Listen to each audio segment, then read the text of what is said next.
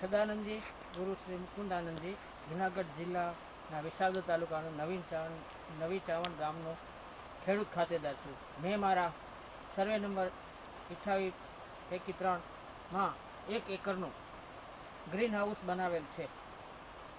આ ગ્રીન હાઉસમાં national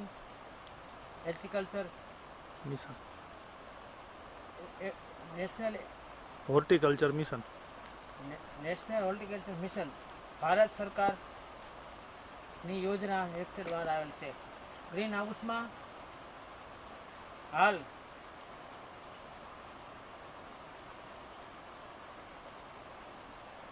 capsicum મરચા